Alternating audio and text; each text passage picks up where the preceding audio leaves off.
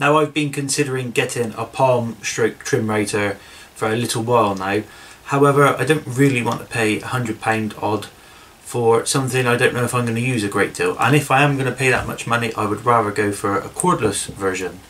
But again, I don't know if I'm going to use it. So one day whilst visiting my local Aldi, I walked in and found this palm rotor for £25. It comes with a nice and roomy Aldi branded bag, a guide fence, guide bush, micro adjustment guide, straight bit and a spanner. Oh, and of course an instruction booklet.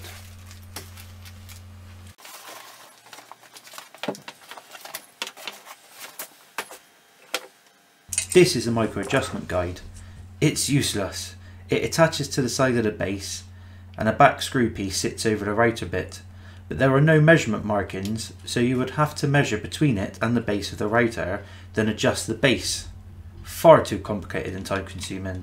The far easier and less time consuming solution is to just push the base down and measure how much of the bit is past the base with a measuring tape. The guide fence attaches easily enough, but it's made from some thin steel coated with some black hardware and paint for a finish. But as you can see from mine, it's extremely bent and twisted. I could straighten it, but the best thing for it is to put it in a scrap metal bin along with the micro adjustment fence. What's the point in keeping a tool if it's no good? The base of the router is in two parts. It is attached with 4 screws, one in each corner.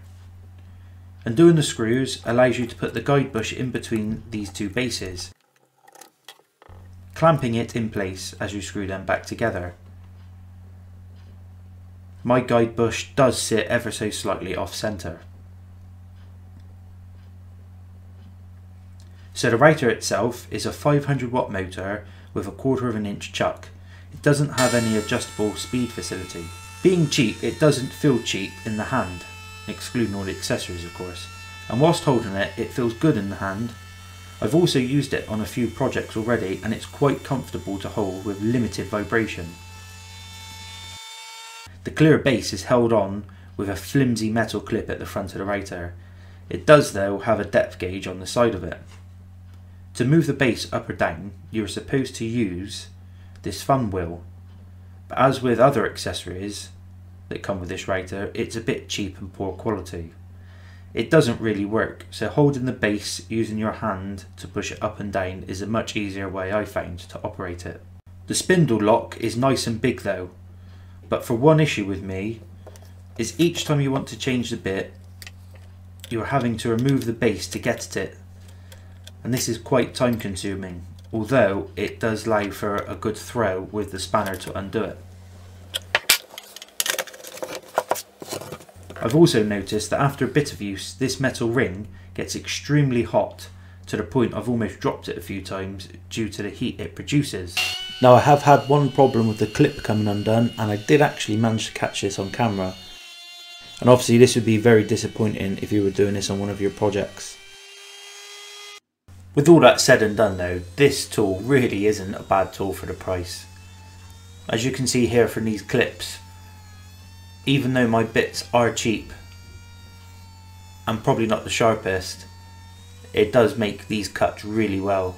Obviously with only a 500 watt motor, if I want to make a really deep depth cut, then I would have to make several passes to make it, but it does do it well. The router itself isn't too heavy, and I found myself since buying this router predominantly using this one over my old plunge router.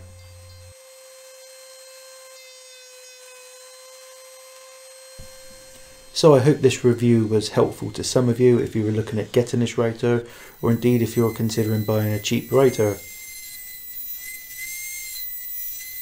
If you did like what you see, please give me a like. If you didn't, by all means give me a thumbs down. Please consider subscribing for more weekly videos, and hopefully I'll see you again next week with a new project video.